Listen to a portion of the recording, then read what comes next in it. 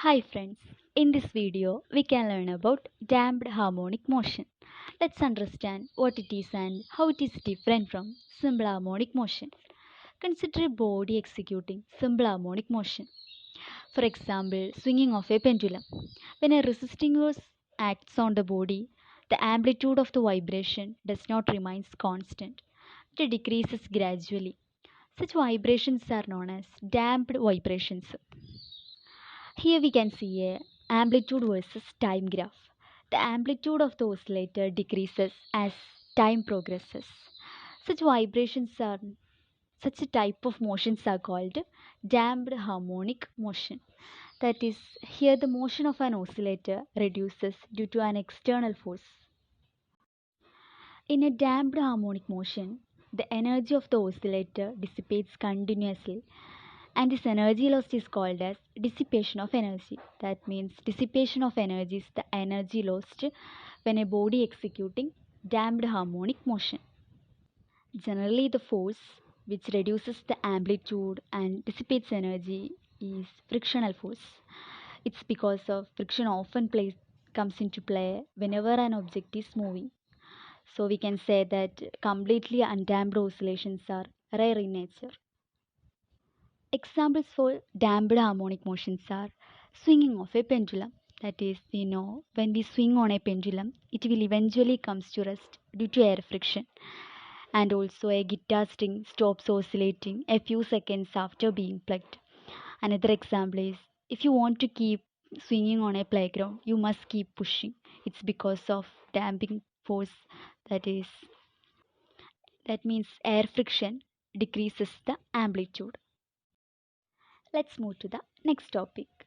Let's take an example to understand what a damped harmonic motion is. Consider a block of mass m connected to an elastic string of spring constant k.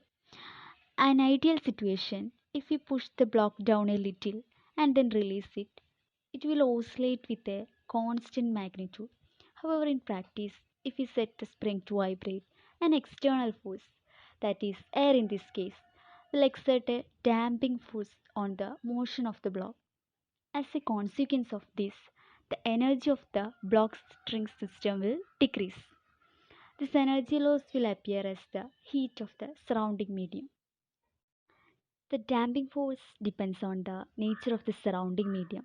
That is, when we immerse the block in a liquid, such as oil or something, whenever we stretch the string in a downward direction, we know that the body gets oscillated in the y direction. But due to this oil, the body stops after a certain time. That means the oscillations are converted into damped oscillations. That is there occur a decrease in amplitude. So after a certain time, it will be stops oscillating. It is observed that the mass vibrates for a longer time in air as compared to the mass which vibrates in oil. That means the damping force is greater when we kept the block in a fluid such as oil than in the air. So we can say that the damping force is proportional to the velocity of the body but it is opposite in direction. So our aim is to find the differential equation of a damped harmonic oscillator.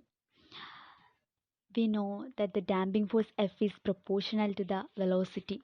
So we can write damping force F is equal to minus B dx by dt, where dx by dt is the velocity of the body and B is the damping constant.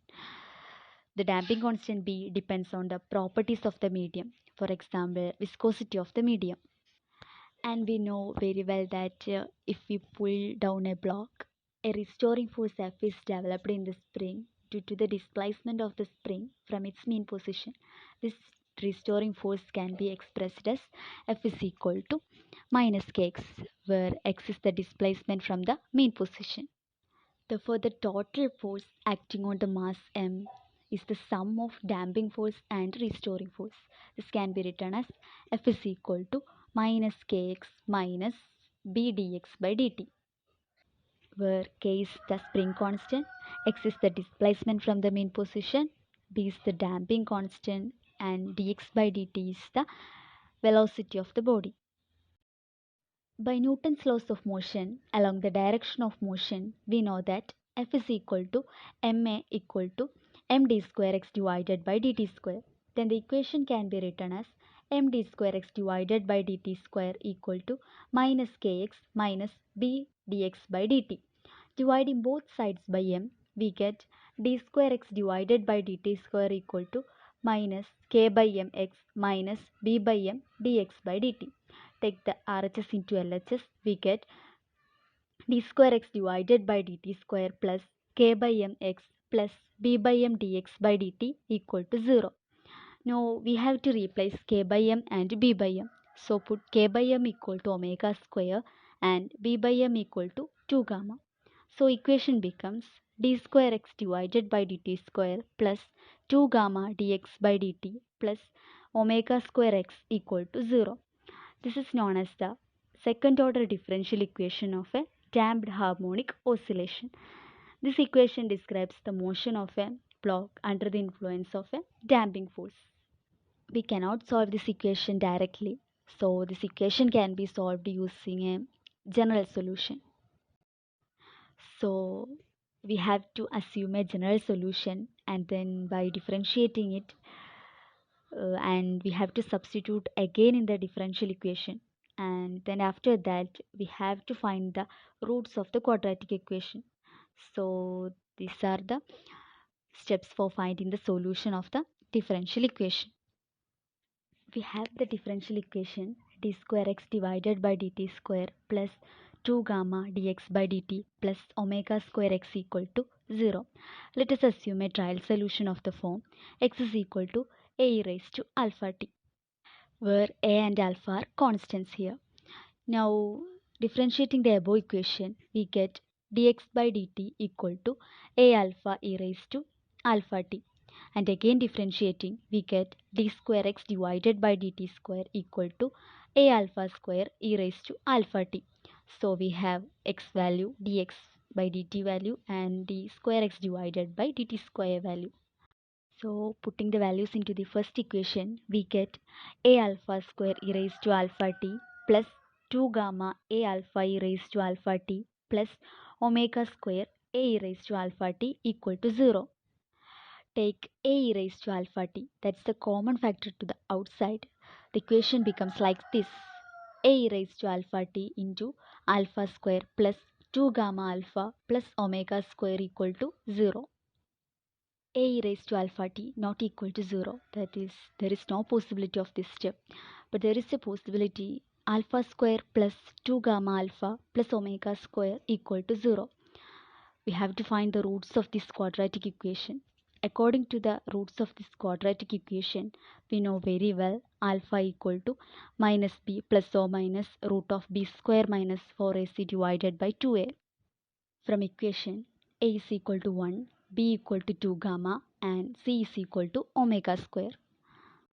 Therefore, alpha is equal to minus 2 gamma plus or minus root of 2 gamma whole square minus 4 into 1 into omega square divided by 2. Alpha is equal to minus 2 gamma plus or minus root of 4 gamma square minus 4 omega square divided by 2.